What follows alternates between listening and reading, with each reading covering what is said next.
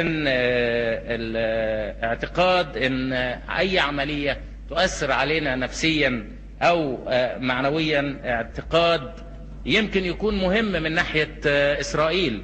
الحقيقة بعد الكلام اللي احنا قلناه في المؤتمر القومي الاخير للاتحاد الاشتراكي العربي، كان من الواضح ان اسرائيل تشعر بالضجر وتشعر بالضيق، لان الروح المعنوية التي كانت تعتقد أنها لن ترتفع مرة أخرى ولن تقوى ولن تصمد بعد 20 21 أو 22 شهر من الهزيمة العسكرية، لا زالت تقوى، بل كل يوم بتقوى عن اليوم الآخر. ولهذا إسرائيل تريد بكل أساليبها وبكل الطرق الممكنة أنها تجعل الشعب العربي في كل بلد عربي ييأس ويستسلم. إسرائيل تريد مننا أن نستسلم، ونحن قد رفضنا الاستسلام ورفضنا الهزيمة وصممنا على الكفاح لنحرر أرضنا شبر شبر.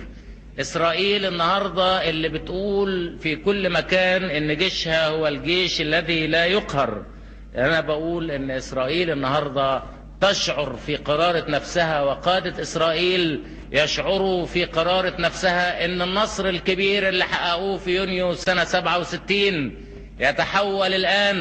يتحول من نصر إلى هزيمة، لأن الشعب العربي الذي صمم على الصمود والذي صمم على الكفاح والذي رفض الهزيمة، هذا الشعب العربي لا بد له من أن يستعيد أرضه التي فقدها في يونيو سنة 67. كانت استراتيجية إسرائيل مبنية دائما على فرض الصلح بالقوة، وفرض الصلح بالقوة هو تعبير معناه فرض الصلح على العرب بالقوة العسكرية، أي أن يهزم العرب عسكريا ثم يستسلموا ويوقعوا على ما تريده إسرائيل.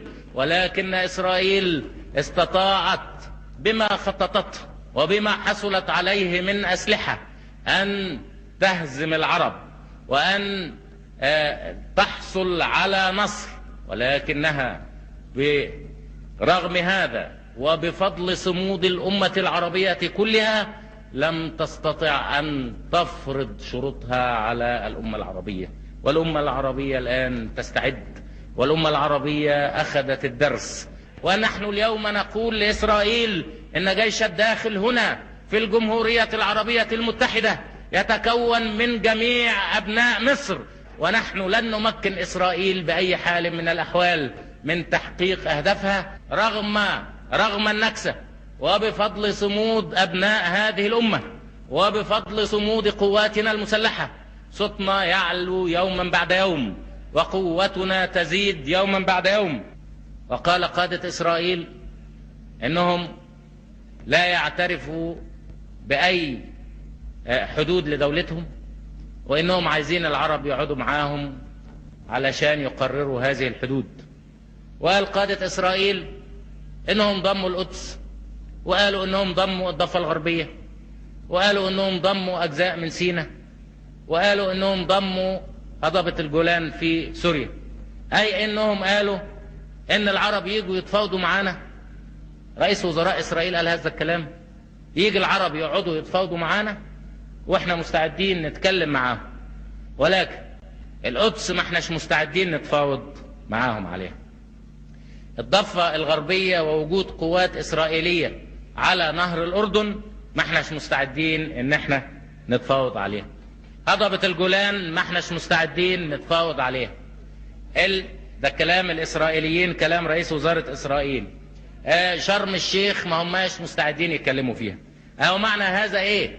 معنى هذا ان إسرائيل تريد التوسع في الأرض العربية التي احتلتها بعد 5 يونيو سنة 1967. وقالوا إذا ما جاش العرب وقعدوا معانا على مائدة المفاوضات فإن احنا تعجبنا الحدود الموجودة دلوقتي في قناة السويس وعلى نهر الأردن وفي هضبة الجولان. كان من الواضح أن إسرائيل تريد أن تجعل من خط إيقاف القتال حدود دائمة لها، وأن تستغل قرار مجلس الأمن الخاص بإيقاف القتال من أجل التمتع بالهدوء والسكينة في الأراضي المحتلة.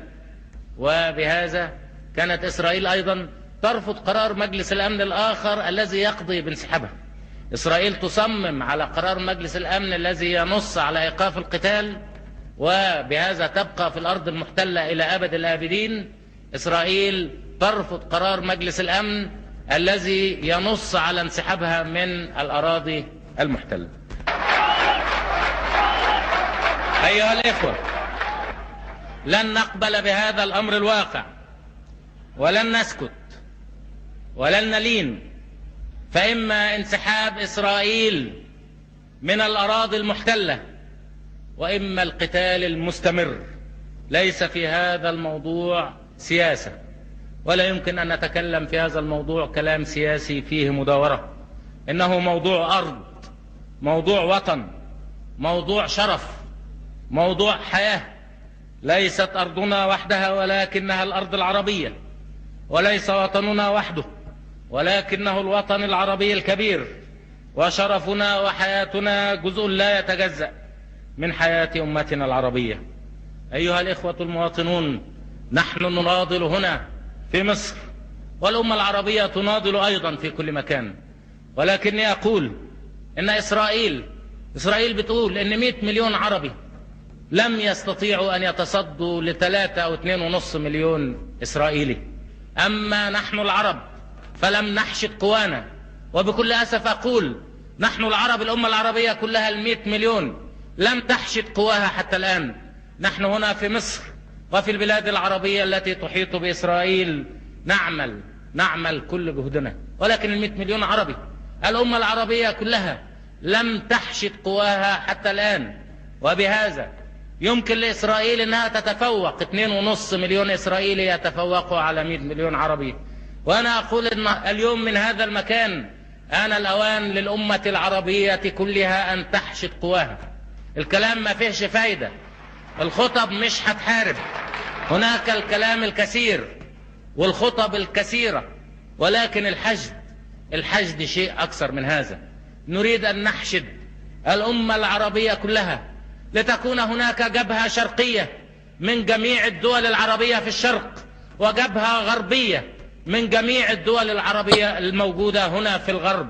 ولكني أقول لكم بكل أسف حتى الآن هذا يحتاج جهد كبير، ولكن الأمة العربية لم تحشد كل قواها ولا نص قواها ولا ربع قواها حتى الآن. علينا نحن الذين نواجه خط النار أن نحشد قوانا. نحن نحشد قوانا، وقام إخوة لنا بالواجب، والأمة العربية ساعدتنا في معركة الصمود، ولكننا نستطيع أكثر من هذا. إن إسرائيل تعلم أن هذه المعركة هي معركة حياة أو موت، وعلى هذا الأساس يتبجح إسرائيل ويتبجح قادة إسرائيل.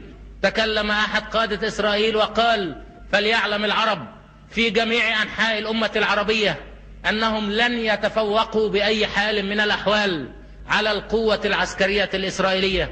إن إسرائيل ستبقى متفوقة إلى أمد غير محدود. قال هذا القائد الإسرائيلي هذا الكلام وهو يوجه هذا التحدي لنا. ليس هذا التحدي لنا نحن فقط في مصر، ولكن هذا التحدي لكل الأمة العربية في جميع أرجاء الأمة العربية.